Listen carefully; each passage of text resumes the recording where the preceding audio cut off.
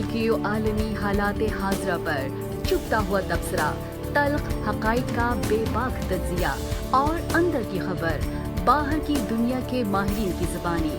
दारुल हुकूमत वाशिंगटन से बराह रास्त देखिए अनीस फारूकी के प्राइम टाइम शो में कैपिटल टीवी वाशिंगटन पर, रियासत हाय मुत्तहदा अमरीका से तेजी से। बहुत बहुत खुश आमदीद अनीस फारूकी के program prime time capital TV पे आप देखते हैं वाशिंगटन में। सोशल मीडिया पे हमारे नेटवर्क्स पे तमाम ये एयर होता है, यूट्यूब पे लाइव देखते हैं, आपके कमेंट्स हम देख रहे होते हैं, पढ़ रहे होते हैं और तबसरे तज्जिए उन्हीं बुनियादों पे हम देख के करते हैं कि जो आवाम चाह रही होती है। आज का प्रोग्राम एक डिस्कशन है एक ऐसी सिचुएशन पे जो कि आप सब पाकिस्तान में देख रहे हैं, और मैं समझता हूँ कि पूरी कौम ही इस वक्त एक अजीब तज़ब्ज़ुब, कन्फ्यूजन और सोच का शिकार है कि अब क्या होगा। पहले बात तो ये कि ये हुआ क्या कि अचानक से एक पाकिस्तान की हुकूमत जो है वो तब्दील हो जाती है, और वो हुकूमत तब्दील हो जाती है जिसे कहा जाता है कि जिसके साथ साए के साथ तरह जो है वो पाकिस्तान की फ़ौज खड़ी हुई थी। जनरल बाजवा खड़े हुए थे, जनरल फैज़ हमीद खड़े हुए थे, और अचानक से वो ढह जाती है और तमाम जो उनको सतून जो उनको सहारा दिए हुए होते हैं वो उनके पास से खींच लिए जाते हैं। ये तब्दीली, ये सोच में तब्दीली क्यों आई, इसकी क्यों ज़रूरत पेश आई, एक तो इस पर बात कर लेते हैं। दूसरे हम इस पर बात करते हैं कि अब आइंदा क्या होगा, क्या यही सेटअप जो फ़ौज का है ये अब आने वाली हुकूमत को जो है ये अब ऑक्सीजन फराहम करेगा, नहीं करेगा, पाकिस्तान आगे कैसे बढ़ेगा, इस पर बात करते हैं। जो मौजूदा मुत्तहदा अपोजिशन है PDM जिसे हम कहते हैं, उसकी हंडिया तो कहीं बीच चौराहे में नहीं फूट जाएगी, इस पर भी बात कर लेते हैं। तो बात करने के लिए हम ज़हमत देंगे आपके हमारे सबके पाकिस्तानी कैनेडियन जर्नलिस्ट हैं, तज्ज़ियाकार हैं, बहुत अच्छा ओपिनियन रखते हैं, इंटरनेशनल फोरम पे उनकी बात सुनी जाती है, मानी जाती है, और मुझे बहुत फरमाइश आती है कि जनाब मोहम्मद रिजवान साहब को बुलाया जाए। तो लीजिए, मोहम्मद रिजवान साहब के सामने हाजिर हैं। Welcome sir. बहुत शुक्रिया रही साहब, बहुत शुक्रिया, once again glad to be with you. Same here sir. और आज हम जो सिचुएशन देख रहे हैं, मतलब हम बहुत अपना सर लड़ा रहे हैं कि किस तरह से ये मामला हमारी समझ में आ जाएं कि ये हो क्या रहा है। तो ये हुआ क्या, सबसे पहले तो हमें ये देखना है कि ये हुआ क्या। और आपने भी देखा और हमने भी देखा कि साए की तरह साथ साथ खड़ी हुई पाकिस्तान की फ़ौज, अचानक से उन्होंने ऑक्सीजन का प्लग जो है ना वो खींच लिया। क्या देख रहे हैं आप? अनीस साहब, मैं वही देख रहा हूँ जो मुझसे पहली जनरेशन के लोग जो उस वक़्त भी समझदार तज़कियाकार थे, मुझसे सीनियर लोग जो थे, वो अपने ज़माने में देखा करते थे, मैं अपने ज़माने में देख रहा हूँ। और आई डोंट नो कि मेरी नेक्स्ट जनरेशन शायद वो भी ये देखे या ना देखे। देख हम ये रहे हैं कि अब तो लोग पाकिस्तान में भी, मैं कभी कभार कुछ सुनूं तो बहुत क्लियर हैं इस बात पे। अब से कुछ देर पहले तक शायद इतने क्लियर नहीं थे। अब ज़्यादा क्लैरिटी आ रही है लोगों में पाकिस्तान में, which is a very good thing, कि ये है क्या, ये हो क्या रहा है। पहले, और क्योंकि सिचुएशन बड़ी कॉम्प्लिकेटेड थी, जैसे कि मैं पहले भी एक दो दफ़ा आपके प्रोग्राम्स में कह चुका हूँ, नहीं समझ आती आराम से लोगों को। और दूसरी बात है कि इंफॉर्मेशन पर इतना टोटल कैप और कंट्रोल था कि अगर किसी को पता भी है तो वो उस बताने के काबिल वो नहीं समझता था अपने आप को। लेकिन अब क्लैरिटी बहुत ज़्यादा है पाकिस्तान में। पाकिस्तान में मैं देख रहा हूँ लोग बहुत क्लियरली इस मसले को पिन पॉइंट करते जा रहे हैं आहिस्ता आहिस्ता, कि ये बेसिकली कोई पॉलिटिकल स्ट्रगल नहीं है, ये पॉलिटिकल पावर प्ले नहीं है। जो पॉलिटिकल पावर प्ले हमें नज़र आ रहा है ये पर्दे के आगे की चीज़ है जो हम सबको नज़र आ रहा है। और जो एक्चुअल हो रहा है वो फ़ौज के अंदर की डिवीज़न और लड़ाई है, जो कि इन प्रॉक्सीज़ के थ्रू, जो कि एक तरफ इमरान खान हैं, दूसरी तरफ ये PDM के लोग हैं, ये उन प्रॉक्सीज़ के थ्रू हमें क्लियरली नज़र आती है। अब लोगों को भी ये बात पाकिस्तान में ज़्यादा समझ आ रही है। मैं जब पाकिस्तान में जर्नलिज्म करता था मुझे बहुत क्लियरली नज़र आती थी ये बात। मैं उस वक़्त भी पाकिस्तानी ये जो सियासतदान हैं, मैंने उनको कभी सियासतदान के तौर पे इतना नहीं लिया था, मैं इनको एज ए प्रॉक्सी लेता था, तो ज़्यादा आराम से समझ पाता था कि पर्दे के पीछे क्या हो सकता है, क्या हो रहा है। यही जो कुछ सीनियर जर्नलिस्ट हैं जैसे नजम सेठी हैं, बाकी लोग हैं, ये उस वक़्त भी समझ जाया करते थे इस बात को, बता नहीं पाते थे, कुछ बता पाते थे, कुछ नहीं बता पाते थे, वो एक और बात है। लेकिन अब लोग चूंकि समझ गए हैं सोशल मीडिया के थ्रू, उसको पूरी तरह एक्सप्रेस भी कर रहे हैं कि भाई ये बात है। अब इसमें अबहम या एम्बिग्विटी जिसे कहना चाहिए वो कोई रह नहीं गई। तो हो ये रहा है कि अनीस साहब के फौज की जो पॉलिटिक्स में 70 साल की जो इंटरफेरेंस थी, उसने अपना नेचुरल टर्न ले लिया है। उसने अपना नेचुरल जो है कल्मिनेशन पॉइंट की तरफ आ गई है।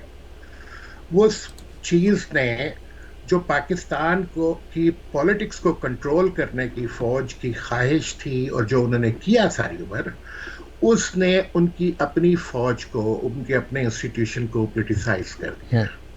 वो पोलिटिसाइज ना सिर्फ ये कि डोमेस्टिक लेवल पे किया है, वो सबसे पहले इंटरनेशनल लेवल पे पोलिटिसाइज हुआ था। वहां पे भी यही हुआ था कि फौज ने जिन जिहादियों को कंट्रोल किया था तालिबान के और अफगान जिहाद के दिनों में, उसके बाद तालिबान के दिनों में मुसलसल फॉरेन पॉलिसी और सिक्योरिटी पॉलिसी चलाई, वही जिहादी उनके अंदर पेनिट्रेट कर गए। और फौज जो है बजाय इसके कि वो जिहादी मॉडरेट होते, फौज जो है वो एक्सट्रीमिस्ट हो गई। ये it went the other way. इसी तरह पॉलिटिक्स में भी बजाय इसके कि पॉलिटिशियंस फौज के कंट्रोल में आते, वो जो फौज है, वो जो मिलिट्री है, वो इस वक्त टोटली पोलिटिसाइज्ड है। पोलिटिसाइज्ड है तो उसमें उसकी हम मैनिफेस्टेशन किस तरह देखेंगे। एक है आर्मी चीफ और उनका एक कोर ग्रुप जो कि उनके साथ इस वक्त, उसमें जाहिर है आर्मी चीफ उस वक्त तक आर्मी चीफ इफेक्टिवली कमांड नहीं कर सकता जब तक वो अपने 4-5 की पोजीशंस पे उसके अपने जनरल्स दोस्त जनरल्स ना हो। और दूसरा है फौज का वो वेस्ट बल्कि नजम सेठी ने तो एक अमेरिकन थिंक टैंक प्रोग्राम में इस बात को यूं भी कह दिया कि 90% जो मिलिट्री है that is against Bajwa. the top command, the army chief and the people around him. वो न्यूज़लाइन इंस्टीट्यूट में बात कर रहे थे कामरान बुखारी से, ठीक है, तो उसमें उन्होंने क्लियरली ये बात कर दी। लेकिन 90% का फिगर मेरे लिए भी थोड़ा स्टैगरिंग था। मैंने कहा यार 90% is basically the whole army. सादा जबान में अगर इसको बोलें तो फौज के अंदर 90% बागी अंसर पाया जाता है बाजवा साहब के खिलाफ, बाजवा साहब के अगेंस्ट जो आर्मी चीफ है और उसके जो कोर ग्रुप होगा उनके अगेंस्ट वर्सेस द 90%। ये तो मेरे लिए भी न्यूज़ है सर। हाँ, मैं इस परसेंट, मेरे लिए ये न्यूज़ नहीं थी कि ये ऐसा है। मेरे लिए ये न्यूज़ थी कि 90% लोग जो हैं वो एक तरफ हैं और ये और इसमें हायर लेवल रैंक के लोग होंगे, जाहिर है हायर लेवल भी बहुत सारे हैं, लोअर लेवल। अच्छा, हाउ इट हैपेंड, ये कैसे हुआ गया? ये ओवरनाइट तो नहीं हुआ होगा ना। इसकी भी हिस्ट्री है। जब से फौज पॉलिटिक्स में कर रही है काम, ये साथ साथ ये प्रोसेस भी साथ साथ चल रहा है कि फौज भी पोलिटिसाइज साथ साथ हो रही है। अब स्पेशली अफगान जिहाद जब शुरू हुआ तो अफगान जिहाद में जो लोग अफगान वेटरन्स हो गए, यानी कि जिन्होंने अफगान ग्रुप्स को हैंडल किया, उनको सप्लाईज दी, उनका वॉर लड़ी 80s में 90s में, वो सारे जाहिर है साथ साथ रिटायर होते गए। कोई ब्रिगेडियर पे रिटायर हो गया, कोई मेजर जनरल पे रिटायर हो गया, कोई लेफ्टिनेंट जनरल पे रिटायर हो गया। लेकिन रिटायर होने के बाद भी उन्होंने अपना कॉज नहीं छोड़ा। अच्छा, जब आप 1 स्टार 2 स्टार 3 स्टार 4 स्टार के लेवल पे पहुंच जाते हैं तो विद इन द मिलिट्री आपकी एक बहुत बड़ी वैस्ट कॉन्स्टिट्यूंसी डेवलप हो चुकी होती है। The people who work with you, the people who work under you, the people who work above you. तो आपका एक सोच का एक पैटर्न, आपका पर्सनल, वो डेवलप हो चुका होता है जिसमें thousands of people over the years, over the decades आ चुके होते हैं।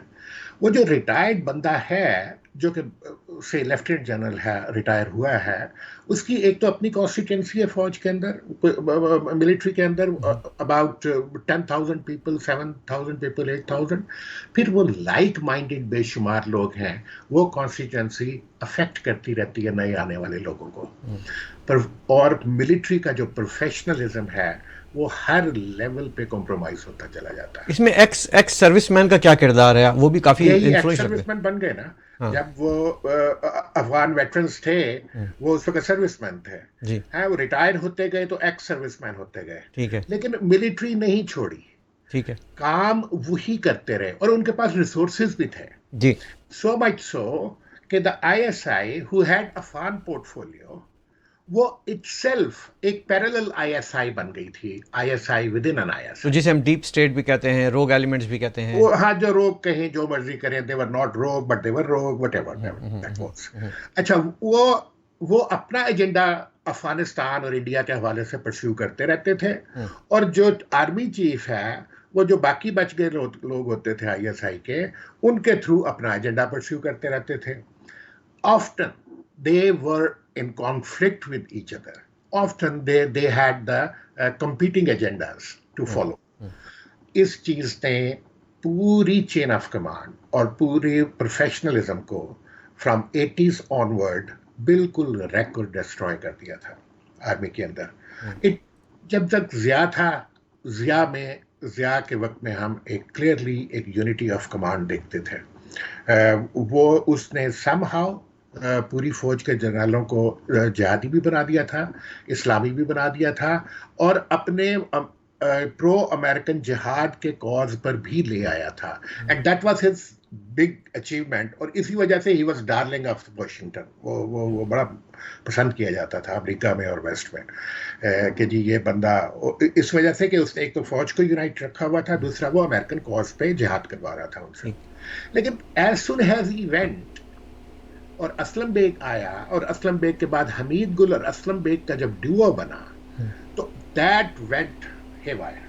वो सारी चीज जो है ना, वो अनरेवल करना शुरू। उसने, अब कुछ ऐसे जनरल थे जो कि भाई देखें, बेसिकली हमारी जो पाकिस्तान की मिलिट्री है, इसकी जो इंस्टीट्यूशनल फाउंडेशन है वो ब्रिटिश आर्मी थी।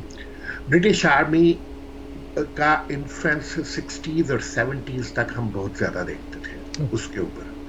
उसके बाद इनके अमेरिका के साथ मिलके काम करने का टाइम शुरू हुआ, जब इंडिया सोवियत कैंप में पूरी तरह चला गया, और ये उससे बाद जब अयूब खां का दौर आया, और फिर जब अफगान, उस वक्त की टोटल अमेरिकन के साथ हैंड इन ग्लव्स थे।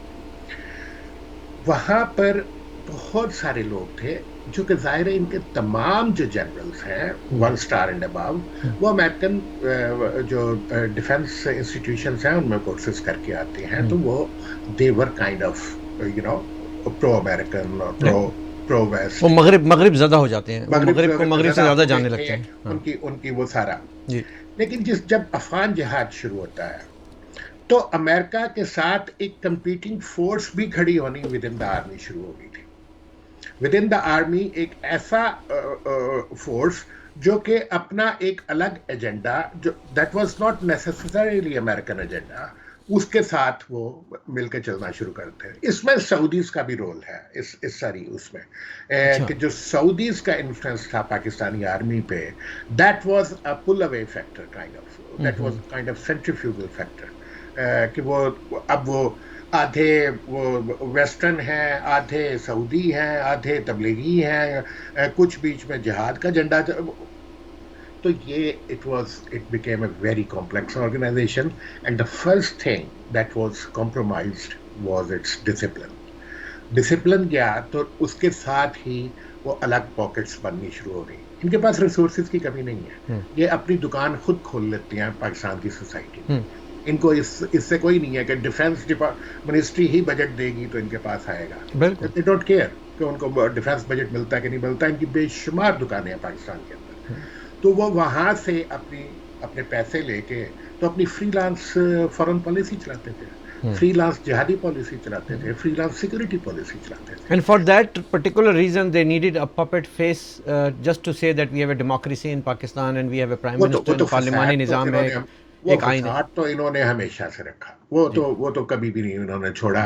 इन्होंने अयूब खान ने नहीं इलेक्शन करवाए थे 62 में, उसको कोई जरूरत थी उसको वो ड्रामा करने की, कन्वेंशन मुस्लिम लीग बना के तो इलेक्शन करवा के तो घटिया किस्म की ऐसी बातें जो उसके अपने लोग बिलीव नहीं करते थे कि ये क्या कर रहा। जी, मजलिस शूरा बनाई, ज़िया-उल हक ने बना दी। हाँ, फिर ज़िया-उल हक ने आके, मुशर्रफ ने आके टेक्नोक्रेट बना दी। मुशर्रफ ने किंग पार्टी बनाई, ये सारे करते हैं। अच्छा, जब नहीं भी कर रहे होते ये लोग, तो उस वक्त भी जो लोग पाकिस्तान के पॉलिटिशियंस वो जो इक्तदार में होते हैं उनमें कुछ जेन्युइन भी है, कुछ जेन्युइनली पॉपुलर भी हैं। वो उनकी पूरी बात नहीं सुनते, आधी बात सुनते हैं। हाँ, जैसे अल्ताफ हुसैन है, जैसे बेनज़ीर है, जैसे नवाज शरीफ है, ये जेन्युइनली इनकी जेन्युइन पॉलिटिकल फॉलोइंग है पाकिस्तान में। लेकिन चूंकि बनाए इन्होंने हुए हैं सारे विदाउट एक्सेप्शन, इस चीज पे आपको शायद वो लगेगा, लेकिन without exception, including people's party, you are saying? Including people's party, including Zulfikar Ali Bhutto, including Benazir Bhutto was a bit different. Yes, उसमें उसके अपना भी पावर बेस था, एक वो लोगों का में भी था और लोगों के अलावा भी था। और यही बात अल्ताफ हुसैन में भी है कि मतलब वो ठीक है, वो बनी जैसे भी बनी। अल्ताफ हुसैन अगर पाकिस्तान में रहते तो वो कुछ ना कर पाते। अल्ताफ हुसैन चले गए पाकिस्तान से, उन्होंने जाके लंदन में बेस बना लिया, तो वो आधे उनकी पार्टी तो एजेंसियों के इन्फ्लुएंस में रही, लेकिन वो खुद एजेंसियों के इन्फ्लुएंस से काफी हद तक आजाद हो गए और फिर उन्होंने एक कंपीटिंग पावर बेस लंदन में भी एस्टेब्लिश कर लिया, जो कि उनकी प्रोटेक्शन के लिए जरूरी था, उनको पाकिस्तानी एजेंसी से बनाने के लिए। तो ये सारे का यानी कि लंदन की फ़ज़ा में, हवा में कुछ ऐसी बात है कि जब वहाँ कोई जाता है, नवाज शरीफ भी जाते हैं, तो वो भी जो है ना फिर बाजवा का नाम बबांगे दहल लेते हैं और कहते हैं कि जी ये बाजवा है। तो आप एक्चुअली वही काम हुआ जो आप उस इन्फ्लुएंस से थोड़ा सा अपने आप को फ्री कर लेते हैं ना, जो आपके पास डे टू डे आपके ऊपर होता है। देखिए, इसमें एक बहुत बड़ी चीज इन सारे पॉलिटिकल लीडर्स को देखनी चाहिए। पीपल्स पार्टी को थोड़ा सा हटा दीजिए कि ये सारी पार्टियां उनके एस्टेब्लिशमेंट ने, मिलिट्री ने खुद बनाई हुई हैं। इनके तमाम सीटें, इनके तमाम एमएनएज, इनके तमाम बंदे, I mean exceptions are there, कुछ लोग होते हैं कि जो नहीं भी होते हैं, किसी इंडिपेंडेंट तरीके से आ जाते हैं, लेकिन ये मोर देन 90% उनकी बनाई हुई चीज है। तो अगर आप उससे वी एन अवे करना चाहेंगे, अगर आप उससे ब्रेक फ्री करना चाहेंगे, तो you need a separate power base to stand on. You need, and you don't have to be in Pakistan. Pakistan में वो आपको नहीं सेपरेट पावर बेस बनाने देंगे, इसलिए अक्सर लोग लंदन आ जाते हैं या आप कहीं भी चले जाएं और वहां से अपनी वो पॉलिटिक्स करने की कोशिश करते हैं। तो ये तो वो है। अब जब बेनज़ीर आई 88 में, जब उनको गवर्नमेंट दी गई, पहले तो उनके साथ उन्होंने वो जो पॉलिटिकली जितनी वो सीट्स शायद जितनी पॉपुलर थी उतनी सीट्स उनको नहीं दी गई।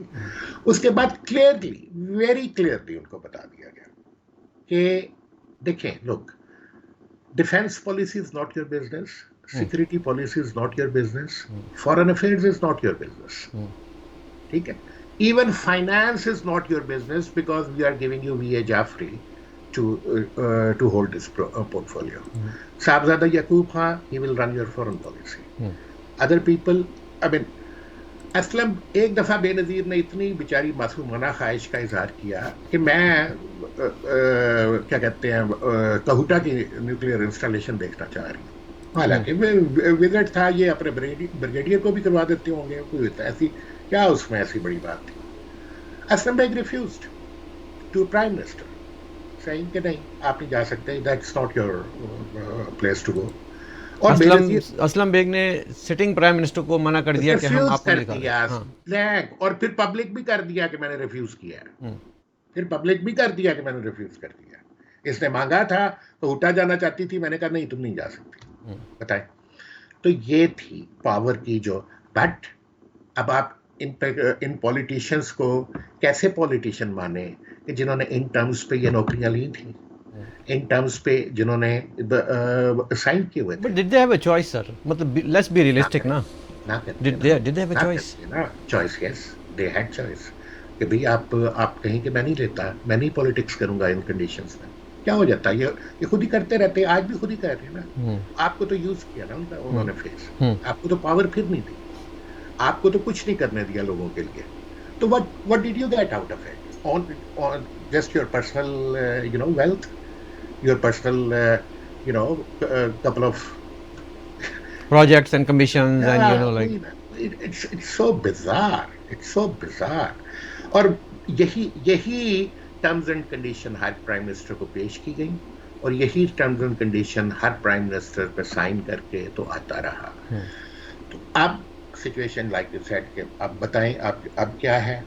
तो अब ये है कि इस वक्त हम हिस्ट्री के उस टर्न पे आ गए हैं कि जब ये सारा कुछ जो कुछ हुआ था, इसका कुछ प्रेसिपिटेशन इफेक्ट था।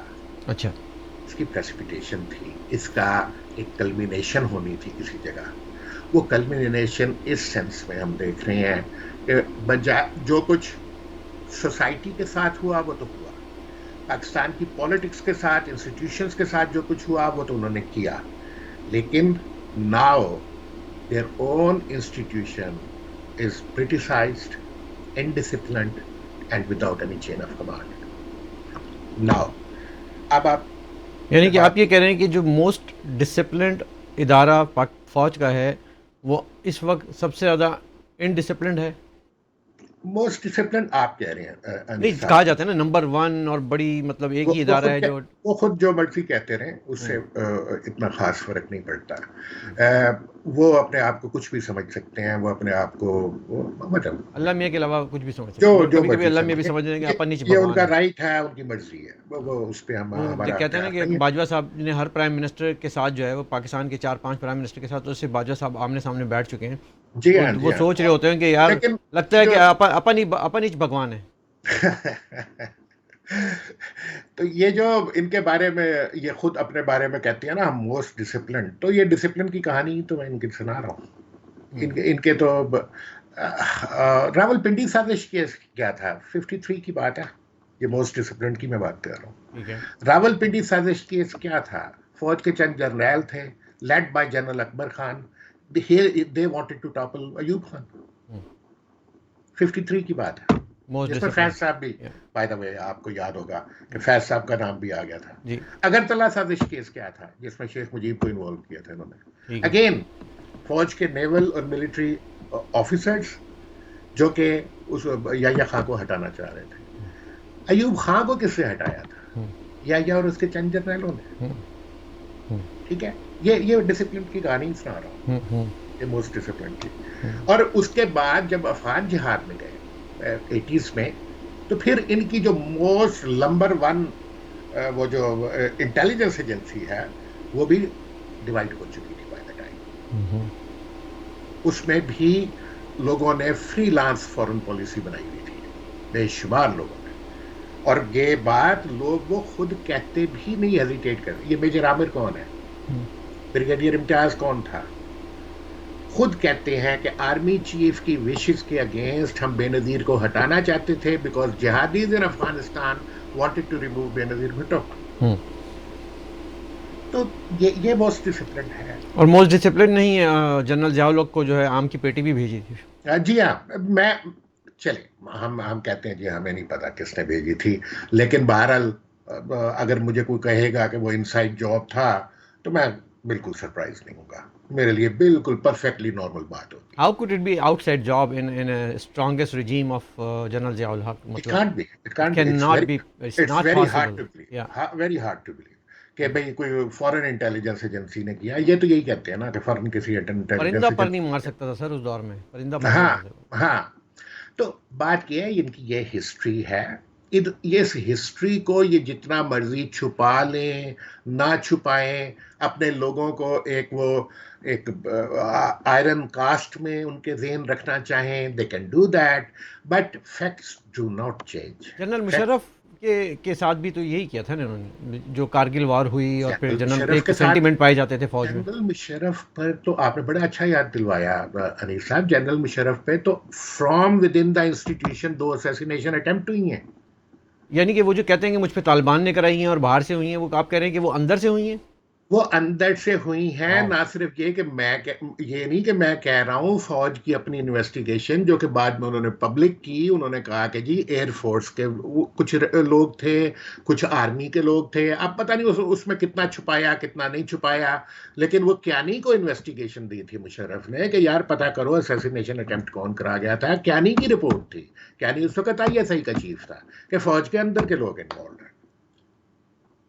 फौज के अंदर के लोग इन्वॉल्व हैं। हाँ, तो अच्छा, तो वो फिर public इसमें है। अगर हम देखते हैं कि जो हम एक स्केप गोट तलाश कर लेते हैं, कुर्बानी का बकरा, और जी कहते हैं जी ये किसी ने जो है ना मेहरान बेस पे चढ़ के हम पे हमला कर दिया, कभी हम कहते हैं APS के बच्चों को जो है ना दहशत गर्दों ने मार दिया, कभी हम कहते हैं कि जी शियाओं की मस्जिद को उसने उड़ा दिया, तो ये तो मुझे ये लगता है कि ये सब आई वॉश है। एग्जैक्टली। देखिए, इसके लिए हमें यह समझना होगा कि ये काम कर कौन सकता है। पाकिस्तान में पावर किसके पास है। मैं फर्ज करो एक कोई क्रिमिनल गैंग है, वो नजर आ जाते हैं यार, क्रिमिनल गैंग ऑपरेट करते हुए। वो लाहौर का कोई क्रिमिनल गैंग है, जैसे वो टुल्लू भट्ट बिल्ला साहब। ट्रक्का वाला था और बेशुमार लोग थे, वो नजर आ रहे थे, ऑपरेट कर रहे हैं, ऑन देयर ओन कर रहे हैं। 2 कत्ल, 4 कत्ल, 6 कत्ल, 8वें पे पकड़े जाते हैं। उसके बाद वाकई सारी उम्र जेल होते हैं और या पर टांगे जाते हैं। यही होता है ना। बिल्कुल ये। अब ये बड़े बड़े प्रोजेक्ट्स, और जिनका कभी ना इन्वेस्टिगेशन होगी, ना जो कभी कोई पकड़ा जाएगा, ना कभी किसी का कोई नाम आएगा, ये कौन कर रहा है? ये कोई क्रिमिनल गैंग नहीं कर सकते। ना कोई सियासतदान कर रहे हैं, ना कोई ना उनकी औकात सियासतदान इतनी है। बेचारा क्या बेचता है, हाँ। उसे एक सीट चाहिए होती है, वो उसे मिल जाती है, चुप करके बैठ जाता है। छोड़ें सियासतदान। हम्म, वो ये कोई आम क्रिमिनल तो कर नहीं सकते ना। APS का अटैक है, ये क्या कहते हैं उस पे हमला, and then they get away with it. Then they get away with it. No agency chases them. No military force or police force chases them. अच्छा, मुझे They तो इस were बात पे never भी tried. थोड़ी सी एक हंसी सी आती है कि हिंदुस्तान भी ये समझता रहा कि जो मुंबई अटैक हैं वो हाफिज़ सईद गैंग ने और लश्कर तैयबा और लश्कर जंगवी ने करवाए। वो उनके पास इतनी ताकत है कि वो ये सारे इतने कोऑर्डिनेटेड अटैक्स नहीं, करवा मेरे ख्याल सकते है हैं। हिंदुस्तान ये बात सारी दुनिया बहुत क्लियरली समझती है कि हाफिज सईद, लश्कर तैयबा, ये किसके नाम हैं, इनको कौन चलाता है। इनको पाकिस्तानी फौज चलाती थी, आज भी चलाती है। आज के दिन में ये कहने की कोशिश कर रहे हैं कि हमने, हमारा हाफिज सईद से ताल्लुक कोई नहीं है। उसकी रीज़न फटिफ है, उसकी रीज़न इनकी टोटल इंटरनेशनल आइसोलेशन है इस वक्त। लेकिन ये करते रहे। हाफिज सईद के बारे में या लश्कर तैयबा के बारे में किसको नहीं पता किसकी ये प्रॉक्सीज है। इनकी प्रॉक्सीज है। तो अच्छा, तो ये फिर तो ये बताइएगा कि ये इमरान खान से कहाँ गलती हो गई? क्या वो भी नवाज शरीफ और अल्ताफ़ हुसैन बनने चल रहे थे कि वो उन्होंने फ़ौज मुखालिफ बयानिया उठा हाँ, दिया? हाँ, वो इमरान खान का ये सीन नहीं है। वो जो बैकग्राउंड मैंने सेटअप किया वो सारी बात बताने का, वो इसलिए इमरान को एक्सप्लेन करने के लिए। जी। इमरान इस वक्त जनरल बाजवा या फौज के GHQ के जर्नलों की स्ट्रेंथ पे नहीं खड़ा हुआ। इमरान इस वक्त अपनी स्ट्रेंथ ड्रॉ कर रहा है फौज के तमाम मिडिल रैंकिंग, वो लोग जो कि जनरल बाजवा के अगेंस्ट है, उसको पसंद नहीं करते हैं। वो उनकी स्ट्रेंथ पर, फौज के अंदर से उनकी स्ट्रेंथ पर खड़ा हुआ है और उनकी स्ट्रेंथ पर जनरल बाजवा को चैलेंज कर रहा है। अब आपने देख लिया कि उसे हटाना कितना मुश्किल साबित हुआ। अब आपने देख लिया कि हटाने के बाद वो कितने बड़े बड़े जलसे कर रहा है। वो अपनी स्ट्रेंथ तो शो कर रहा है। उन लोगों के पास स्ट्रेंथ तो है, इसमें तो कोई शक नहीं है कि इसीलिए मैं कहता हूं कि ये this thing is not easy to solve. अगर लोगों का ख्याल है कि ये इट्स गोइंग अवे टुमारो और it can be wished away. इससे मुझे एक बात याद आ रही है आपकी कतः कलामी, लेकिन ये कि मैं जो हैरान हो रहा था और पाकिस्तान की कौम हैरान हो रही थी कि ये पाकिस्तान की अवामी सतह पे फ़ौज मुखालिफ नारेबाजी और फ़ौज मुखालिफ सेंटिमेंट्स इससे पहले इतनी तादाद में देखने में नहीं आए थे कि कोई तो है जो इस निज़ाम को चला रहा है। कोई तो है जो इनको पुश दे रहा है, कोई तो जो इनके कंधे पे थपकी दे रहा है कि शाबाश लगे रहो, और जनरल अंदर के बाजवा लोग ही हैं सर, तो अंदर के लोग ही तो चला रहे हैं, वो सीना अंदर के चौड़ा लोग। करके जो है फिर लगे हुए मैदान में। हाँ, वो अपने वो बेसिकली चीफ और उसको अपने वो जनरलों को हटाना चाह रहे हैं और इमरान को सपोर्ट कर रहे हैं। वो जो चीफ और जनरल है उसकी पॉलिटिकल प्रॉक्सी पीडीएम है, वो इनको लेके आई है ताकि मेरे लिए पॉलिटिकल स्पेस क्रिएट हो। वो पॉलिटिकल स्पेस उनके लिए अच्छी बात है, क्योंकि वो स्पेस क्रिएट होगी तो वो उनकी स्ट्रेंथ बढ़ जाएगी, वो इसको पुश बैक कर पाएंगे इस फौज के अंदर अपने फिनोमिनन को। अच्छा। ये टोटल अच्छा। अब एक बड़ी इंटरेस्टिंग बात है कि जब इंस्टीट्यूशन का इंटरेस्ट एक है, भाई देखें, आप एक इंस्टीट्यूशन है, आपने पूरी स्टेट को कैप्चर किया हुआ था, you were the state, basically you were the state of Pakistan. आपने उसकी इकोनॉमी को, उसकी पॉलिटिक्स को, उसकी हर चीज को कैप्चर किया हुआ था, तो why you are putting everything on state? क्यों कर रहे हैं? आपने आज तक ऐसा बिहेव नहीं किया, आप हमेशा इकट्ठे रहे। बेशक आपके अंदर प्रॉब्लम लड़ाइयाँ रही, लेकिन इंस्टीट्यूशनल स्ट्रेंथ जब सिविलियन के अगेंस्ट खड़ी हुई तो आपकी बड़ी ही वन स्ट्रेंथ थी, क्योंकि सिविलियंस आप सबका कॉमन कॉज था कि इनको आपने डेसिमेट करना है, इनको कुछ नहीं लेने देना, इनको भूखा, गरीब, अनएजुकेटेड रखना है। तो आपकी स्ट्रेंथ नजर आई हमेशा हर जगह पे। अब क्या हुआ? मेरा ख्याल है कि वो ग्रुप, और वो कोई ग्रुप नहीं है, वो basically we are talking about 90% of the army, if I borrow the word of Najam Sethi. वो ग्रुप जो है वो फियर कर रहा है कि पाकिस्तान की इकोनॉमिक कंडीशंस और पाकिस्तान उस तरह की जियोपॉलिटिकल सिचुएशन में फंस चुका है जहाँ के पाकिस्तान आर्मी का साइज और उसका रोल और उसका जो प्रोफाइल है वो रिड्यूस होने जा रहा है। Somehow they believe it. They are not fighting against American hegemony or for Chinese hegemony or for Russian hegemony. They may pretend to be like this. They may pretend कि जी हम America को से फौज को हटाना चाह रहे हैं और हम चीन और रूस के साथ मिलकर फौज का कुछ करना चाह रहे हैं। ऐसी बात भी नहीं है। असल में इशू इनके अपनी सर्वाइवल और पर्क्स एंड प्रिविलेजेस का है। उनको ये शायद नजर आ रहा है कि पाकिस्तान की आर्मी इस साइज में और इन पर्क्स के साथ, इस इतनी ज्यादा इकोनॉमिक पावर के साथ शायद आप सर्वाइव ना कर पाए। तो वो हटा रहे हैं उस ग्रुप को, फौज के जो चीफ है और उसके साथ के जो जनरल हैं उनको हटाना चाह रहे हैं ताकि ये काम इमीडिएटली रुक जाए और हम इसको सस्टेन कर लें, आर्मी की इसी रोल को, इसी पावर। दैट्स द होल लड़ाई, that's the hole basically struggle. इसके अलावा इसमें फॉरेन पॉलिसी का एलिमेंट भी कोई खास नहीं है। अगर आप ये कहें ना कि ये ग्रुप समझता है कि चूंकि हमें चाइना के साथ अलाइन होना चाहिए और रशिया के साथ अलाइन होना चाहिए तो हम अमेरिका के अगेंस्ट इसलिए हुए हैं, ये बात भी नहीं है। ये बात भी इनका एक फसाड है, एक फार्स है। इनका असल में मसला ये है कि इनके अपने पर्क्स एंड प्रिविलेजेस, जो इनके एक जो कर्नल रिटायर जब होता है ना, उसको 20 या 30 करोड़ का उसको रियल स्टेट और उसके कमर्शियल इंटरेस्ट, और उसके बाद अगर वो रीएम्प्लॉय ना हो जाए तो अक्सर रीएम्प्लॉय हो जाते हैं, ठीक है। वो इतना ह्यूज और विदाउट डूइंग एनीथिंग और without delivering anything in their life. $3 million we are talking about. हाँ, वो और कुछ भी जिंदगी में ना किया, ना कोई कुछ दिन को काम करने का होता, तो इस कौन छोड़ना चाहेगा?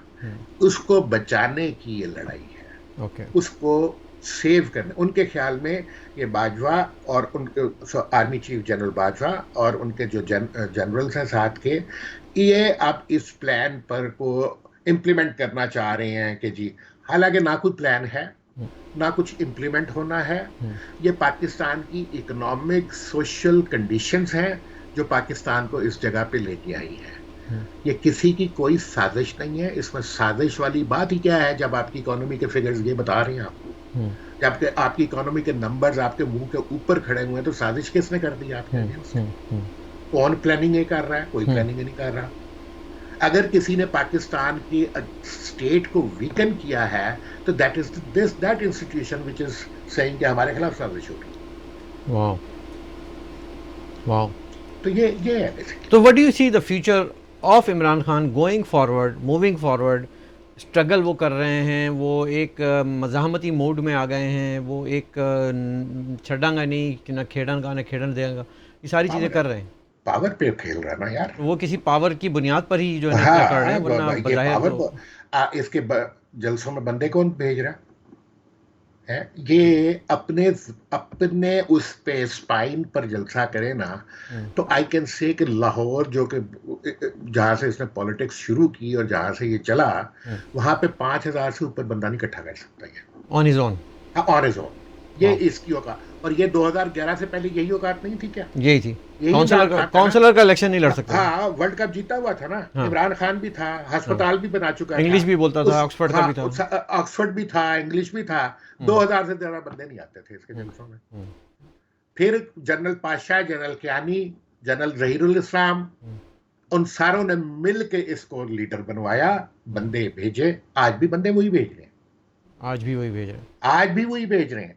तो इसलिए बेसिकली ये फौज के दरमियान दो ग्रुपों की एक टसल है, टग ऑफ वार है। अब ये देखना है कि जीतेगा कौन। इस वक्त इस पूरी स्टेट को बिल्कुल टुकड़े टुकड़े करने पे आ गई। Oh my god, we are heading towards disintegration you are talking about? Yes, I am. देखें उसकी रीजन क्या है, मैं क्यों, why I am saying this. For 70 years Pakistan में कोई इंस्टीट्यूशन डेवलप नहीं हो सका, because one institution wanted to dominate all the other institutions. उस इंस्टीट्यूशन जिसने स्टेट कैप्चर किया, उसके इंटरेस्ट में था कि कोई और इंस्टीट्यूशन डेवलप ना हो सके। जुडिशरी को उन्होंने कैप्चर किया, पार्लियामेंट को उन्होंने कोई इंडिपेंडेंस कभी दी, मीडिया उन्होंने हमेशा कॉम्प्रोमाइज्ड और अपना रखा। हमेशा की मैं बात कर रहा हूँ। आज लोग कहते हैं कि जी मीडिया आज ये हो रहा है, तो आज शुरू से ये हमेशा से फौज के कंट्रोल में था मीडिया। ये तो सोशल मीडिया ने आके थोड़ा सा दिखाया कि यार देखो ये थोड़ी सी कहानी अब तो थोड़ा बेहतर हो रहा है क्योंकि सोशल मीडिया है जी। तो उस नवाबत क्या था, एक जंग क्या था उस वक्त का, डॉन क्या था उस वक्त का, ठीक है ना। ये वो मीडिया ही था ना, वो अपने जमाने का से बड़ा, ये फौज के कंट्रोल का सारी चीजें थी। मैं वही बात कर रहा हूँ कि इनके इंटरेस्ट में ये था कि इन्होंने किसी भी इंस्टीट्यूशन को डेवलप नहीं होने दिया था, सारा अपने अंदर अब कैप्चर करके रखा हुआ था। अब उससे हुआ ये कि कोई और ऐसा इंस्टीट्यूशन नहीं है कि अगर ये गिरता है पाकिस्तान का, the only institution which controls the whole society and state, if that falls a break, there is no institution to take its place. Yep. There is no institution which can, act like a girder and lift it up. Your guards are down basically. Everything. और ये गिरते हैं तो whole state गिरती है. That's why I'm talking about कि इस वक्त ये सिचुएशन है। सर तो ये जो टग ऑफ वार में क्या इम्कान है कि कौन जीत पाएगा? क्योंकि बज़ाहिर तो पीडीएम के पास भी स्ट्रीट पावर अच्छी खासी है, उसमें पीपल्स पार्टी जैसी बड़ी जमात है, उसमें नून का एक बड़ा बयानिया है, तो ये कौन सा जनरल जीतेगा, कौन बनेगा करोड़पति, ये एक बड़ा इंपॉर्टेंट क्वेश्चन है सर। ये इसका जवाब इसको देख लेते हैं। बड़ा इस वक्त मुश्किल है, चीज़ें बिल्कुल क्लियरली नज़र नहीं आ रही। लगता तो ये है कि इमरान वाला ग्रुप बहुत पावरफुल है, हमारी इमेजिनेशन से ज़्यादा। चीफ को वो मतलब वो शो कर रहे हैं ना यार, वो उनके बंदे देखे हैं, उन्होंने जिस तरह पंजाब में बिहेव किया है। आज भी 10 दिन हो गए उसे इलेक्ट हुए हुए, वो हलफ नहीं उठा पा रहा। हाई कोर्ट ने कहा वो ओथ लो, वो ओथ नहीं लेने पा रहा। तो there is somebody who is doing it and that somebody is powerful. One second, अब आ जाए इन पर पीडीएम और the group back by general Bajwa and other generals. इन लोगों के ने अभी तक ऑफेंसिव नहीं लिया। ये लोग अपने ही अभी तक पावर में आने के और पावर के को कंसोलिडेट करने के चक्कर में, कि अभी तो आए हैं, कैबिनेट भी नहीं बनी है, अभी ये सारी प्लानिंग में वो हुए हैं।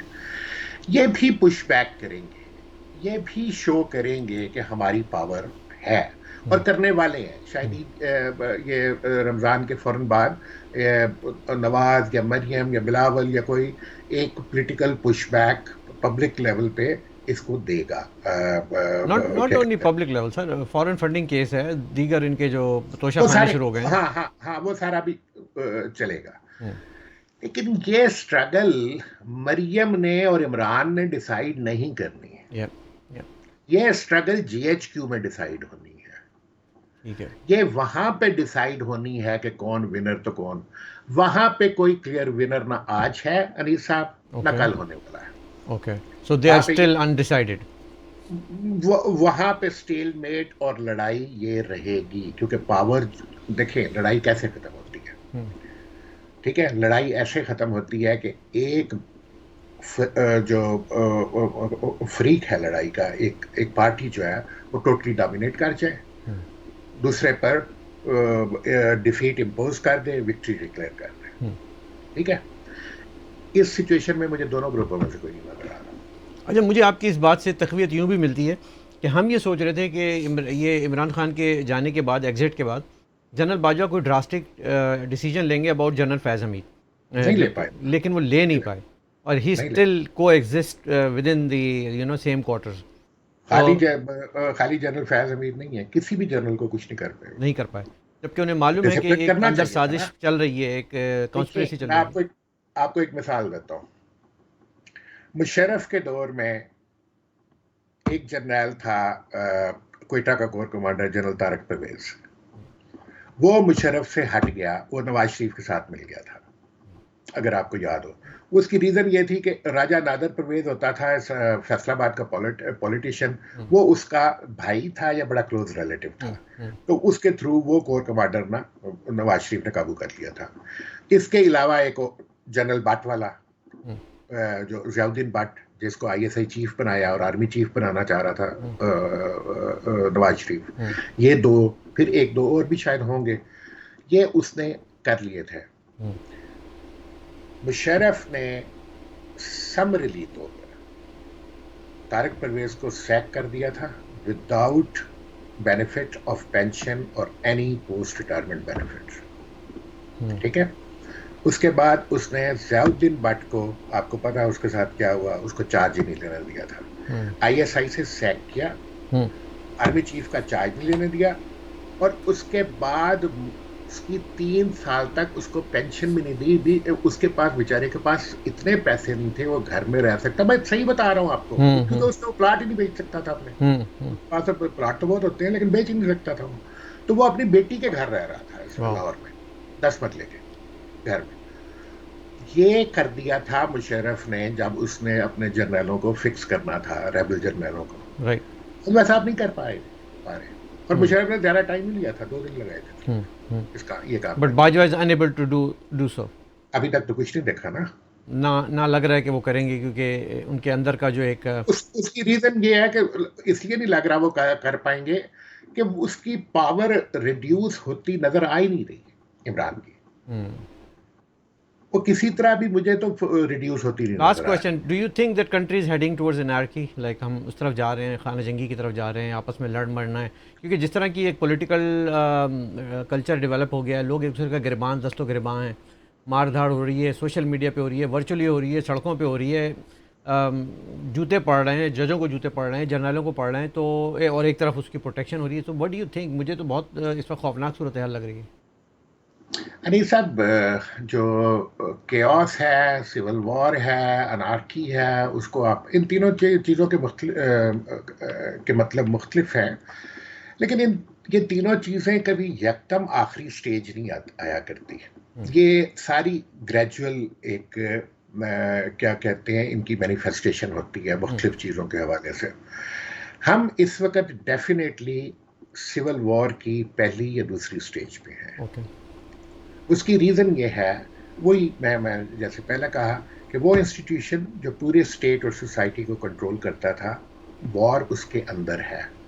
वो वॉर जब तक सॉल्व नहीं होती, हमारी स्टेट और सोसाइटी में ये वॉर बढ़ती जाएगी। वो वॉर सॉल्व हो सकती है जो इनके इंस्टीट्यूशन के अंदर है? आई डोंट थिंक सो, क्योंकि उसकी रीजंस डिफरेंट है। उसकी रीजंस जो हैं वो इजीली सॉल्व करने वाली नहीं है।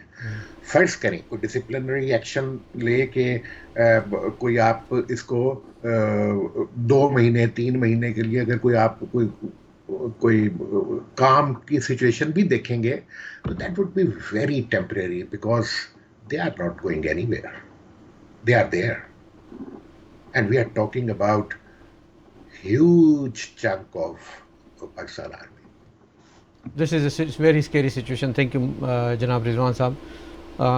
आज का प्रोग्राम काफ़ी इनलाइटनिंग होगा बहुत से लोगों के लिए जो समझते हैं कि सिचुएशन कुछ और है लेकिन पसे पर्दा कुछ और चल रहा है। Will have another session with you soon. Thank you so much viewers.